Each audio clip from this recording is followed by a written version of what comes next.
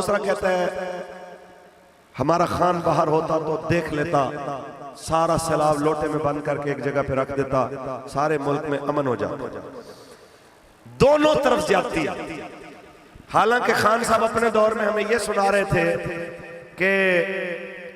सैलाब के बड़े फायदे होते हैं, एक बार सैलाब आता है तो अगले साल फसल अच्छी होती है। हालांकि ये पता नहीं होता कि सैलाब जिस वक्त आके गुजरता है तो लोगों की माल मवेशी घर बार हत्ता के लोगों की जाने तक लेके चला जाता है। और ये भी आपको मौजूदा गवर्नमेंट जो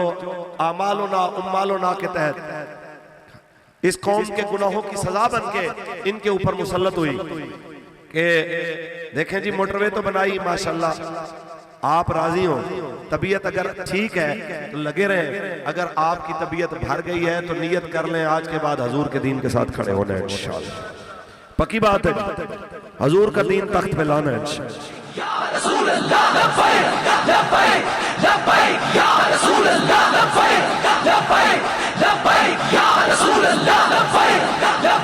ताजदार खत्म नबूवत, हम जिस नबी रहमत के कलमा पढ़ने वाले हैं उन्होंने हमें कैसा निजाम दिया है, जिस निजाम के अंदर आसानियां पैदा की जाती हैं वो निजाम दिया, जिस निजाम के अंदर एक गरीब काफिला, एक गरीब खानदान, गरीब कबीला रसूलुल्लाह की बारगाह में आके इस्लाम कबूल करता है। सियाबा कहते हैं कईयों के कपड़े फटे हुए थे, कईयों की जूतियां थी नहीं, कईयों की पुरानियां थी। हजूर ने जब ये मंजर देखा तो रसूलुल्लाह कभी बेचैनी में घर तशरीफ ले जाते, कभी बाहर आते। इस जनाब आला कैफियत में फिर फरमाने लगे जनाब आला किसी न किसी तरीके से इन लोगों को ले जाके जनाब अपने घरों में एक एक दो दो तीन तीन जितनी तौफीक हो बंदों को घर ले जाए, इनकी मेहमान नवाजी कीजिए, इनकी खिदमत कीजिए। एक सहाबी एक बंदे को साथ लेते हैं, अपने घर ले जाते हैं और अपनी अहलिया को कहते हैं जनाब घर में क्या पका है, तो वो कहती है सिर्फ 2 रोटियां हैं, 2 बच्चे भी हैं, आप भी हैं, मैं भी हूँ, आगे आपकी मर्जी।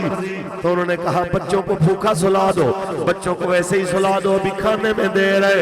और जनाब आला तुम एक तरफ रहना, जब मैं मेहमान के साथ बैठ के खाना शुरू करूं तुम चिराग सीधा करने के बहाने बुझा देना, मैं रोटी को हाथ लगा लगा के मुंह तक पहुंचाऊंगा, खाना नहीं खाऊंगा, रोटी तोड़ूंगा नहीं, सिर्फ जनाब रोटी को हाथ लगा के मुंह को लगाऊंगा ताकि मेहमान को महसूस हो कि मैं भी रोटी खा रहा हूं, ताकि कम अज कम हमारा मेहमान तो पेट भर के खाना खा ले। ऊंची बोले, ये मेरे नबी का निजाम है कि मेरे आका ने फरमाया जो बंदा अल्लाह और यौम आखिरत पे ईमान रखता है उसे चाहिए अपने मेहमान की इज्जत करे।